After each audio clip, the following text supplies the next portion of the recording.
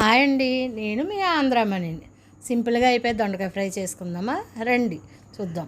Stove వెలిగించి బాండిల్ పెట్టి oil వేసి ఆయిల్ వీటెక్కిన తర్వాత ఆవాలు, జీలకర్ర, శనగపప్పు, మినపప్పు,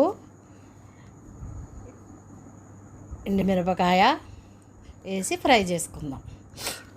ఇవి ఫ్రై అయిన తర్వాత కరివేపాకు, పచ్చిమిర్చి, ఆనియన్స్ వేసి ఫ్రై చేసుకుందాం. ఇవాళ మీ ఇంట్లో ఏం స్పెషల్ చేశారు ఫ్రెండ్స్? కామెంట్స్ ద్వారా తెలియజేస్తారా? సరే ఫ్రెండ్స్, ఇవి ఫ్రై అయినాయండి.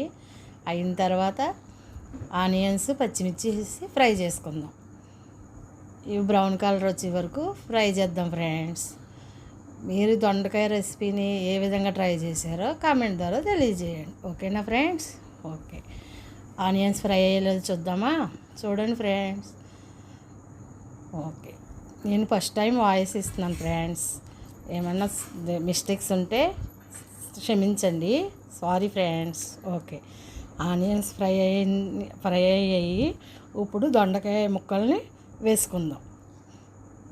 దొండకాయ చిన్న చిన్న ముక్కలుగా కట్ చేసుకొని పక్కన కట్ చేసుకున్న ముక్కల్ని వేసుకుందాం. చాలా ఈజీగా అయిపోతుంది ఫ్రెండ్స్. మీరు ఏ పనైనా చేసుకుంటూ ఈ రెసిపీని తయారు చేసేసుకోవచ్చు. స్టవ్ దగ్గరే ఉండవసరం లేదు. అన్నీ ముందుగా కట్ చేసి పెట్టుకుంటే పక్కనే 20 మినిట్స్లో ఈ కర్రీ రెడీ అయిపోద్ది.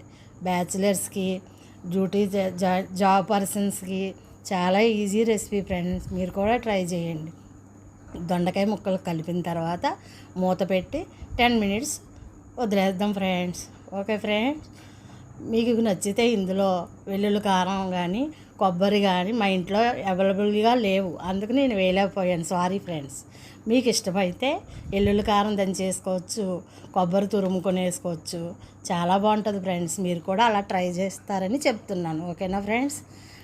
ఓకే, దొండకాయ ముక్కలు ఫ్రై అయిపోయినాయి ఫ్రెండ్స్. ఇప్పుడు పసుపు, కారం, సాల్ట్ వేసుకొని ఫ్రెండ్స్ ఒక్క నిమిషం కలుపుకొని స్టవ్ ఆపేద్దాం. ఓకేనా ఫ్రెండ్స్? కర్రీ రెడీ అయిపోయింది. భోజనం చేద్దామా రండి ఫ్రెండ్స్, మీకు కూడా పెడతాను. ఓకేనా? Thank you friends. నచ్చితే లైక్ చేయండి, సబ్స్క్రైబ్ చేయండి. ఓకేనా ఫ్రెండ్స్? Thank you.